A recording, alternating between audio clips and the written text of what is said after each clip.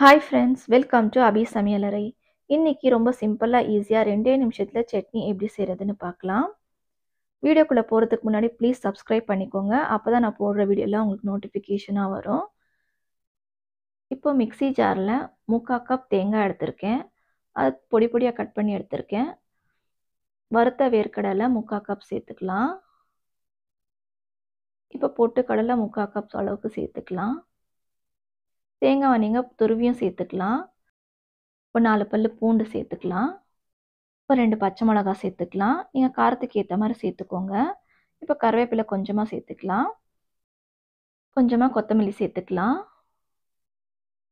இப்போ தேவையான அளவு உப்பு சேர்த்துக்கலாம். இப்போ தேவையான அளவு தண்ணி ஊற்றி நம்ம அரைச்சி எடுத்துக்கலாம். இந்த அளவுக்கு அரைச்சி எடுத்தால் போதும், கரெக்டாக இருக்கும். இப்போ தாளிக்கிறதுக்காக 2 ஸ்பூன் எண்ணெய் சேர்த்துக்கலாம். எண்ணெய் சூடானதும் இப்போ 1/2 டீஸ்பூன் கடுகு சேர்த்துக்கலாம். கடுகு பொரிஞ்சு வந்ததும் கருவேப்பிலை சேர்த்துக்கலாம்.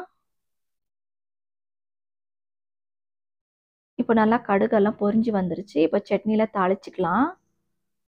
பாருங்க எவ்வளோ சிம்பிளாக, ரொம்ப ஈஸியாக 2 நிமிஷத்தில் நம்ம சட்னியை செஞ்சு முடிச்சாச்சு. இது இட்லி, தோசை, பொங்கலுக்கெல்லாம் அவ்வளோ டேஸ்ட்டாக, அவ்வளோ அருமையாக இருக்கும். ப்ளீஸ் ட்ரை பண்ணி பாருங்கள். இந்த வீடியோ பிடிச்சிருந்தா ப்ளீஸ் சப்ஸ்கிரைப் பண்ணிக்கோங்க. தேங்க்ஸ் ஃபார் வாட்சிங்.